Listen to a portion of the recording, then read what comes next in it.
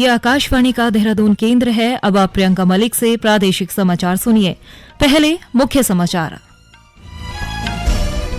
केंद्रीय सामाजिक न्याय एवं अधिकारिता मंत्री डॉ वीरेंद्र कुमार ने राष्ट्रीय दृष्टि दिव्यांगजन सशक्तिकरण संस्थान में विद्यार्थियों के लिए स्मार्ट कैन उपलब्ध कराने के निर्देश दिए।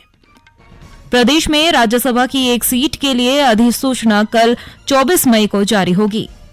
मौसम विभाग ने प्रदेश में बारिश के दृष्टिगत आज के लिए ऑरेंज और कल के लिए येलो अलर्ट जारी किया है।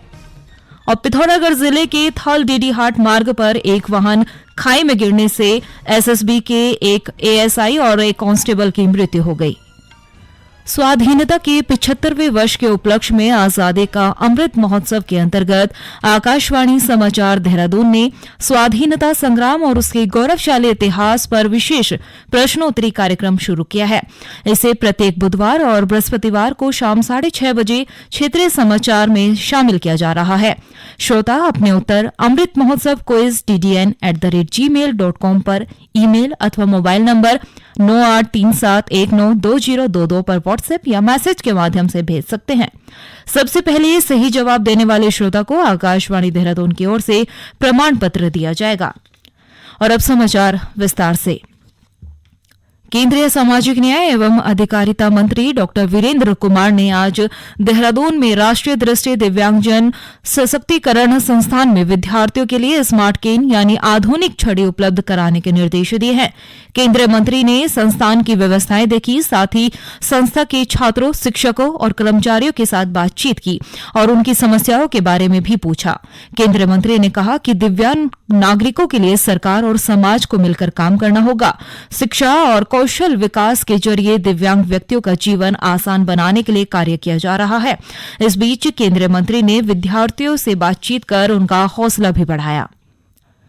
प्रदेश में राज्यसभा की एक सीट के लिए अधिसूचना कल 24 मई को जारी होगी। मुख्य निर्वाचन अधिकारी की विज्ञप्ति के अनुसार नामांकन पत्र जमा करने की अंतिम तिथि 31 मई है, जबकि नामांकन पत्रों की जांच 1 जून को होगी और नामांकन पत्र वापस लेने की अंतिम तिथि 3 जून है। मतदान 10 जून को सुबह 9 बजे से दोपहर शाम 4 बजे तक होगा। इसी दिन शाम 5 बजे मतगणना के बाद परिणाम घोषित कर दिए जाएंगे। हमारे संवाददाता के अनुसार कांग्रेस के राज्यसभा सदस्य प्रदीप टम्टा का कार्यकाल 4 जुलाई को पूरा हो रहा है, जिसे देखते हुए ये चुनाव कराया जा रहा है। जानकारों का मानना है कि राज्यसभा की विधानसभा में भारतीय जनता पार्टी के 46 सदस्य हैं। ऐसे में संख्या बल न होने की वजह से कांग्रेस के उम्मीदवार खड़ा न हो पाने पर भाजपा प्रत्याशी के निर्विरोध चुनाव जीतने की स्थिति बन रही है। चंपावत विधानसभा उपचुनाव के लिए मतदान 31 मई को होना है। मतदान से 72 घंटे पहले भारत नेपाल सीमा मतदान समाप्ति तक पूर्ण रूप से बंद रहेगी।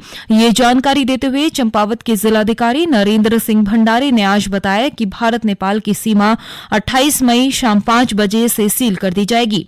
उधर उपचुनाव के लिए भाजपा, कांग्रेस, समाजवादी पार्टी और निर्दलीय प्रत्याशी घर घर जाकर चुनाव प्रचार में जुटे हैं।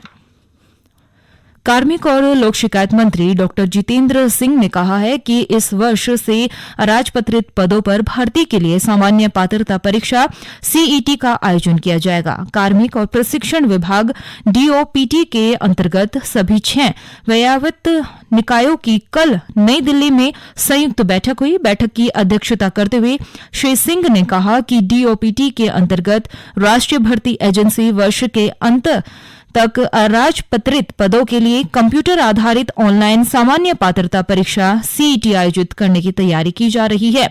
उन्होंने कहा कि परीक्षा देश के प्रत्येक जिले में कम से कम एक परीक्षा केंद्र पर होगी। उन्होंने कहा कि शुरुआत में परीक्षा हिंदी और अंग्रेजी सहित 12 भाषाओं में आयोजित की जाएगी। बाद में संविधान की 8वीं अनुसूची में उल्लेखित सभी भाषाओं में परीक्षा होगी। विश्वविद्यालय अनुदान आयोग की राष्ट्रीय पात्रता परीक्षा नेट के लिए ऑनलाइन आवेदन और शुल्क भुगतान की अंतिम तिथि 30 मई तक बढ़ा दी गई है। यूजीसी के अध्यक्ष एम जगदीश कुमार ने ट्वीट में बताया कि अभ्यर्थियों के अनुरोध के बाद अंतिम तिथि बढ़ाने का फैसला लिया गया है। इससे पहले यूजीसी ने आवेदन के लिए अंतिम तिथि 20 मई निर्धारित की थी। राष्ट्रीय परीक्षा एजेंसी परीक्षा वर्ष में 2 बार आयोजित करती है। इस परीक्षा के माध्यम से भारतीय विश्वविद्यालय और कॉलेजों में सहायक प्रोफेसर और जूनियर रिसर्च फेलोशिप जेआरएफ के लिए अभ्यर्थियों का चयन किया जाता है। यूजीसी नेट दिसंबर 2021 और जून 2022 की परीक्षा 82 विषयों में ऑनलाइन माध्यम से आयोजित की जाएगी। कैबिनेट मंत्री गणेश जोशी ने कहा है कि तराई डेवलपमेंट कॉरपोरेशन के विकास के प्रति सरकार संकल्पबद्ध है। उन्होंने कॉरपोरेशन की डेवलपमेंट को लेकर 15 दिन में कार्य योजना तैयार कर प्रस्तुत करने के अधिकारियों को निर्देश दिए हैं। श्री गणेश जोशी आज गोविंद बल्लभ पंत कृषि एवं प्रौद्योगिकी विश्वविद्यालय पंतनगर में अधिकारियों की बैठक ले रहे थे। उन्होंने कहा कि बेमौसमी धान की फसल पर रोक लगाने के लिए सरकार अध्ययन कर रही है और जो भी राज्य हित में होगा वो ही किया जाएगा। ये समाचार आकाशवाणी देहरादून से प्रसारित किए जा रहे हैं। ताजा समाचार के लिए आप हमारे Twitter handle @AIR News DDN और फेसबुक पेज आकाशवाणी समाचार उत्तराखंड को फॉलो कर सकते हैं। इसके अलावा न्यूज ऑन AIR भी आकाशवाणी समाचार को लाइव सुन सकते हैं। मौसम विभाग ने प्रदेश में बारिश के दृष्टिगत आज के लिए ऑरेंज और कल के लिए येलो अलर्ट जारी किया है। विभाग के अनुसार राज्य के मैदानी इलाकों में कहीं कहीं 70 से 90 और पर्वतीय अंचल में 50 से 60 किलोमीटर प्रति घंटे की रफ्तार से तेज हवाएं चलने के आसार है। राज्य के कुमाऊं मंडल के दूरदराज के इलाकों में अतिवृष्टि की संभावना को देखते हुए जिला प्रशासन और राज्य आपदा विभाग को सतर्क रहने के निर्देश दिए गए हैं। इस बीच केदारनाथ में खराब मौसम के चलते यात्रियों को सुबह कुछ देर के लिए गौरीकुंड में भी रोका गया। मौसम ठीक होने पर उन्हें यात्रा की इजाजत दी गई। उधर प्रदेश के विभिन्न स्थानों पर सुबह से हो रही बारिश के चलते लोगों को गर्मी से राहत मिली है।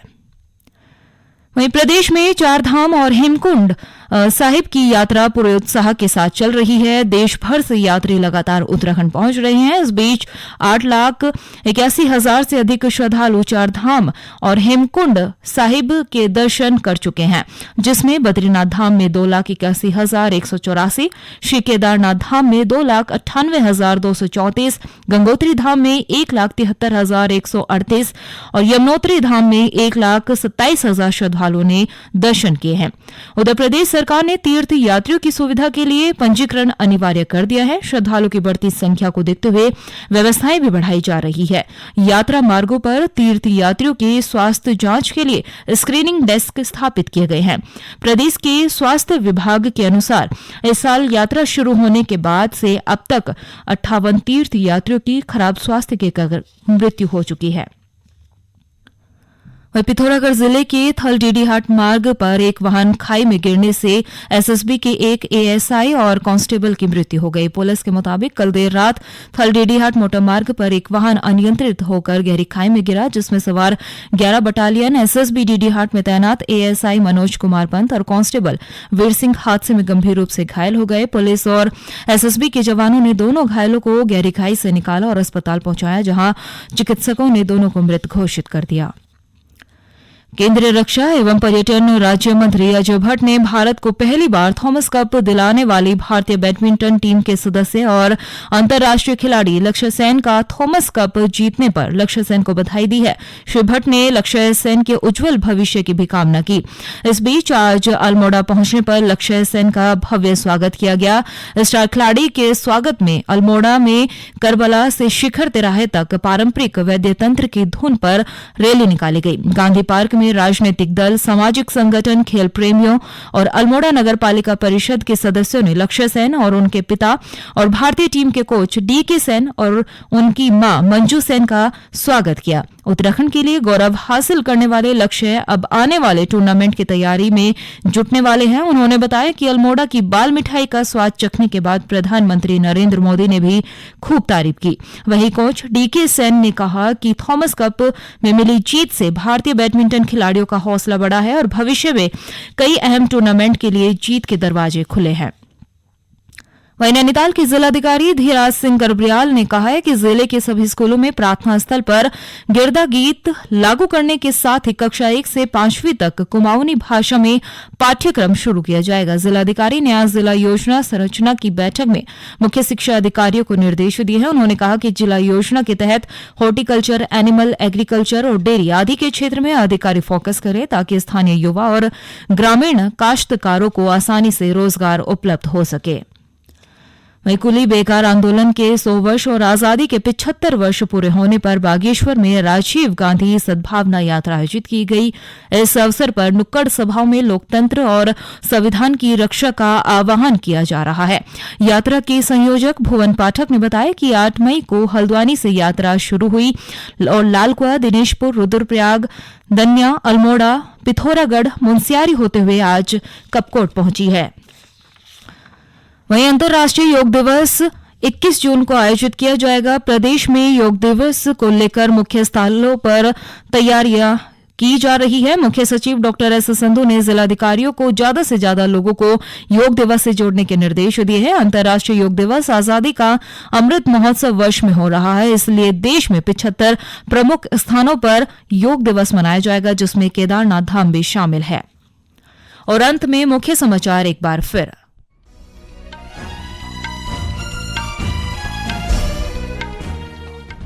केंद्रीय सामाजिक न्याय एवं अधिकारिता मंत्री डॉक्टर वीरेंद्र कुमार ने राष्ट्रीय दृष्टि दिव्यांगजन सशक्तिकरण संस्थान में विद्यार्थियों के लिए स्मार्ट कैन उपलब्ध कराने के निर्देश दिए। प्रदेश में राज्यसभा की एक सीट के लिए अधिसूचना कल 24 मई को जारी होगी। मौसम विभाग ने प्रदेश में बारिश के दृष्टिगत आज के लिए ऑरेंज और कल के लिए येलो अलर्ट जारी किया है। और पिथौरागढ़ जिले के थलडीडीहाट मार्ग पर एक वाहन खाई में गिरने से एसएसपी के एक एएसआई और एक कांस्टेबल की मृत्यु हो गई। इसी के साथ प्रादेशिक समाचार समाप्त हुए। नमस्कार।